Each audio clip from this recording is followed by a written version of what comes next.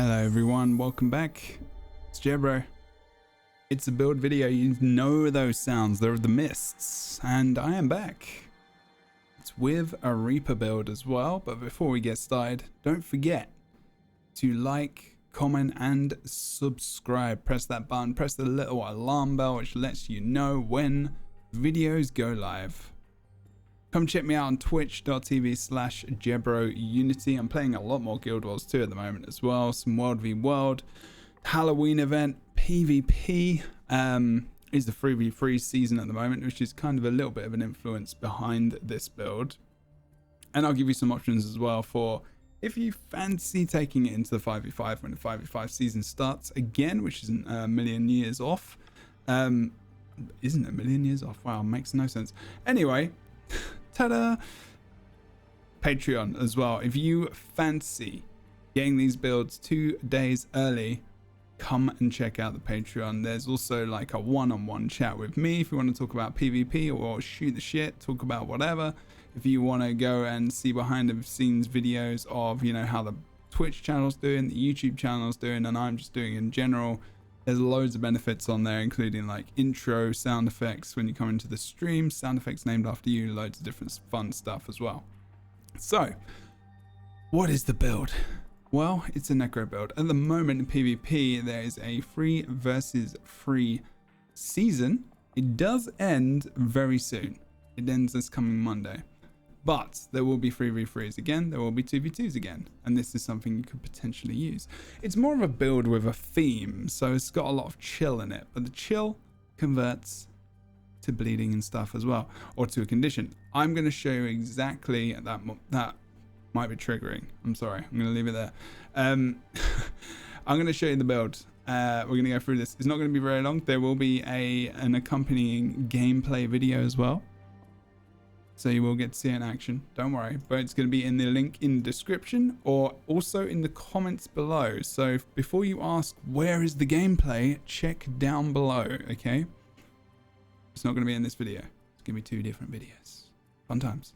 So, you can see by my gear, if I just click the right button there, we have a carrion amulet. It gives us power and condition damage, as well as vitality, taking our health up to just under 30k, which is quite a lot. Rune of Ice. Now, I thought, screw it. We made this build during a stream, and I was like, let's go for a full chill build, kind of like Death Knight-esque theme, I guess, in a way. Death, chill, ice, all that kind of stuff. So I thought it'd be fun. Let's have a look what it's got. It gives us extra vitality, gives us chill duration, it gives us +7 damage to chilled foes as well. Surround yourself with an Ice Nova after using an elite skill. Pretty damn awesome. Fun. Not much utility to it other than, you know, the chill and the vitality and whatnot as well, and the chill nova, but still fun. This is a very fun build. Difficult to play, but I will go over that as well. Staff, of course, with Sigil of Agony. So you increase inflicted bleeding duration, because you do a lot of bleeding in this build. And I did want to give myself a little bit of energy for dodge. But this could be changed out. Then we've got Scepter and we've got Warhorn. Now, Sigil of Agony again, so increased inflicted bleeding duration, just to continue that theme, and increase inflicted poison duration. Now, this is one which I'm still not really sure about. You can pick this, you can change this over to Doom maybe, you can change it over to even, maybe not cleansing, but maybe something a little bit more damage oriented, something that's going to increase some of your conditions maybe. But I'll leave that up to you. That is just what I've got at the moment. There isn't a massive amount of poison that comes out of this build, but you know, we do get that on the on the third attack on Scepter, of course, and we do get it on the third skill on on Chill Blends as well on the stuff. So really, it's kind of up to you. Vulnerability stacking is good as well, thinking about that. What else have we got? We got obviously Reaper Shroud. We've got obviously Staff. Great abilities on here. Don't forget Fear and whatnot. Your removal of conditions on Putrid Mark. Your Chill and your Poison and your Vulnerability on your Staff as well. And your Free. And also you've got your bleeds on too. You pretty much use this, you spam this out as much as possible, pretty much these two as much as you possibly can while they're off cooldown, and use these obviously as your more utility-esque skills, and make sure you're obviously using your one ability as well when you need to grab yourself that extra life force, which you do need to generate in this build, of course, to get yourself into Reaper Shroud and get that up to max as much as possible. It's a little bit difficult in this build, but we've got some stuff to help mitigate that and to help us bring us back in a little bit more. Spectral armor is really good, because obviously not only is it your break stun, but it's going to give you your life force as well while you're getting hit, don't forget. Well of Defense is really, Well of Defense, Well of Darkness is for defense primarily. It does chill, but it blinds as well, and there's the pulse is good. You've obviously got those 5 pulses, but this is really good versus engineers. This is really very good versus, it's good versus everyone, obviously. But if you've got a lich form on you, someone in lich, this helps a lot. You want to be blinding a lot, and it is a massive help. It's helped me a lot to survive. It's helped my team to survive as well. Then I've got actually a shout, and this is damage foes around you and chill them. Transfer conditions to each foe you strike. Very good. Really good ability. This is strong. I mean, I might this possibly, like, if I wanted to change these into shouts, I do have 2 shouts here. I could do the soldiers here to go for a bit more defensive, and then pull some shouts in here maybe. But again, something you can think about. And if you have comments about this and what you think could be better, then I am up for discussion. Chuck it in the comments below. I would be more than happy to hear your comments and what you think about this build. Again, this is just a fun build that I've had a little bit of success with. It's just chilling in PvP in between seasons, and season 5 I'm going to try it out as well. Sorry, in the 5v5. We do have Curses, Spite, and Reaper.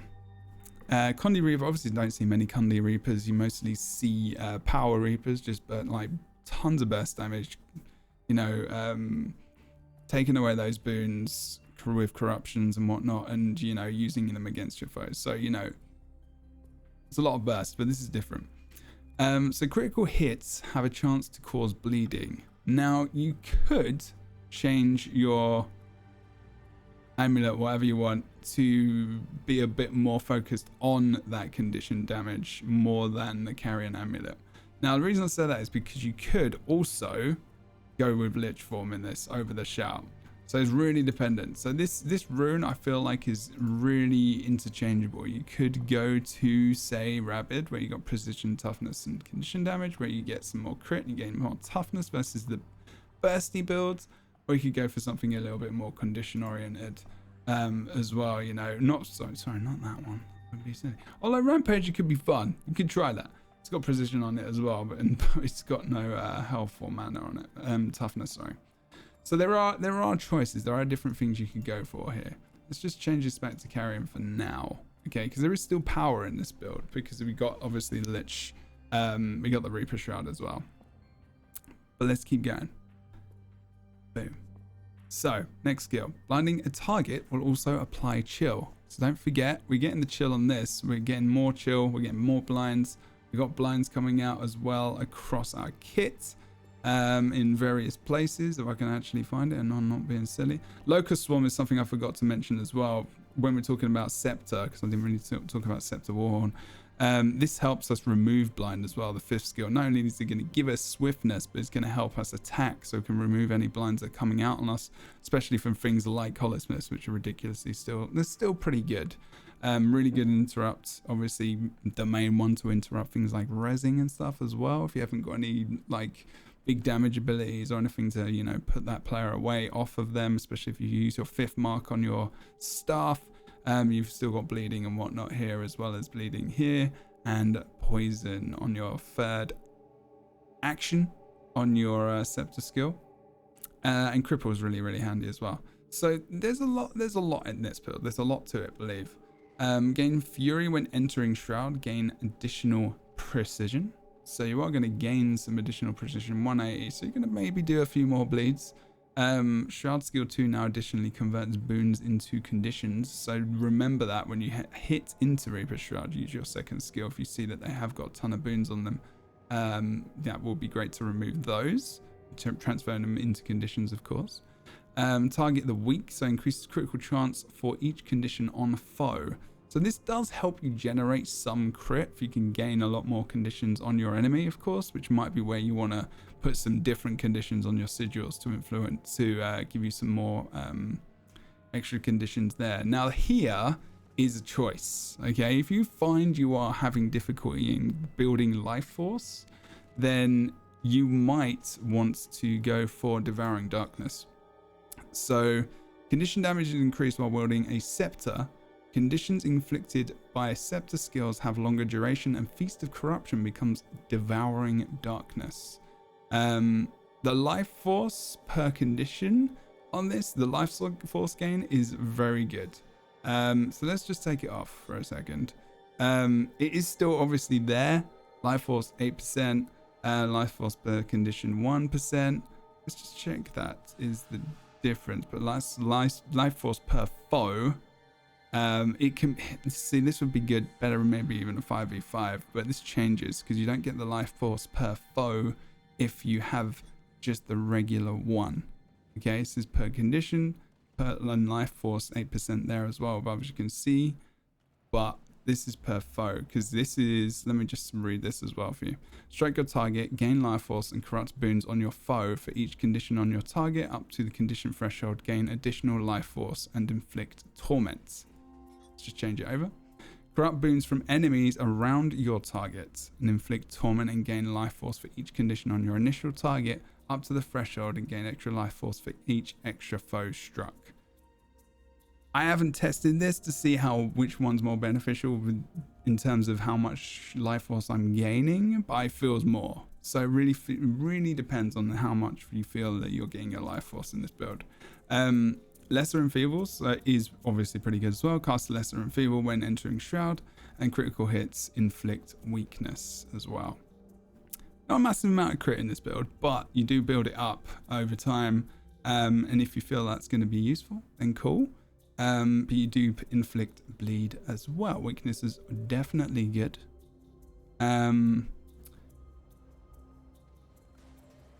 I don't know. I'm still playing around with these two. I'm playing mostly with this as well at the moment. It really depends who I'm against as well, to be honest.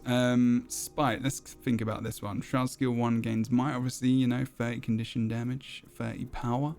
It's unique. That's not worth mentioning. A bit of chill. So chilling a foe inflicts vulnerability. So chill again is the main centric thing of this build. Death's Embrace, deal more damage while downed, inflicts vulnerability when you strike a foe below the health threshold. Self-explanatory, don't need to explain that. Cast lesser spinal shivers on a foe when attacking them while their health is below the health threshold. Chill, vulnerability, removes boons. It's just too good to not take. You could go for might grant you more power and less condition damage. No, you couldn't. If anyone says that, it's silly. Signets of Suffering, got no signets, so that's why I've gone for that. There's many reasons. Lesser Spinal Shivers, so good. 20-second cooldown as well. Can't live without that sometimes. Siphoned Powers, again might when you strike a foe below the health threshold.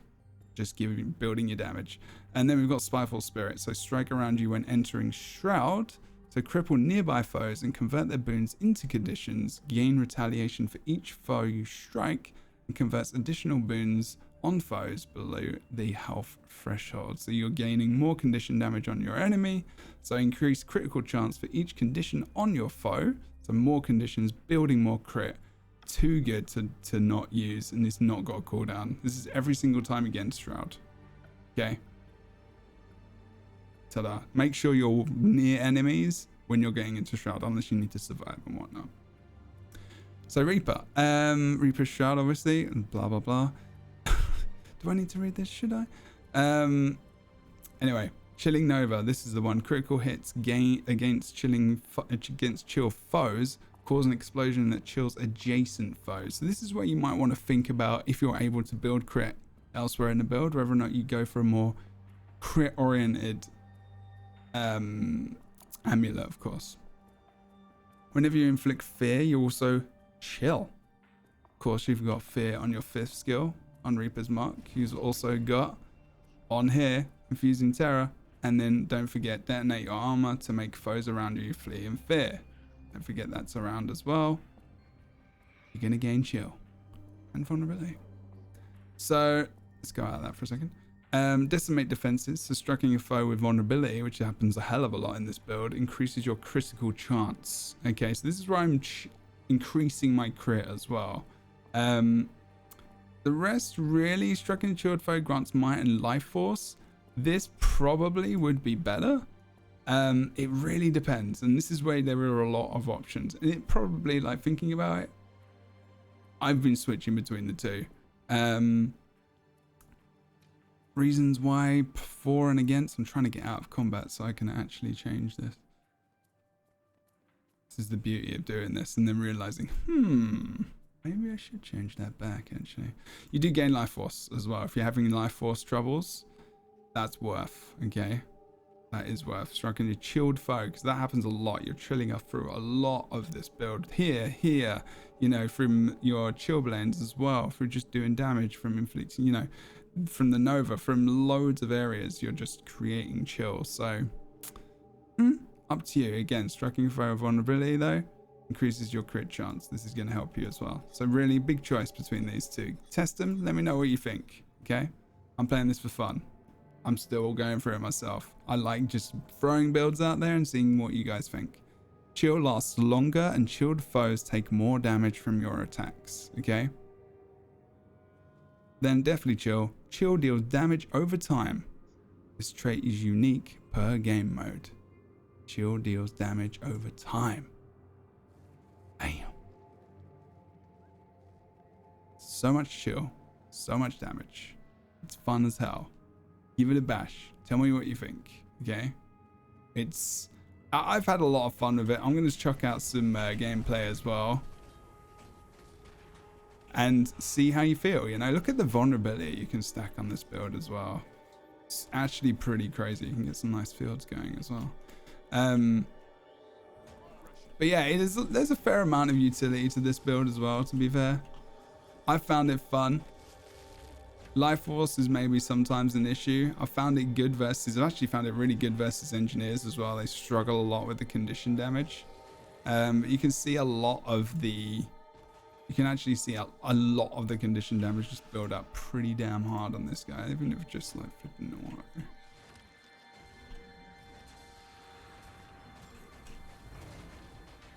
Remember those? Sometimes I've had like 1.5 to 2k ticks on poison. The bleeding just stacks up. It's just been a fun build. Give it a bash to see what you think. If you think it's lame and you think there's something that can improve it, let me know. It's just a really casual, fun build I thought I'd throw out there.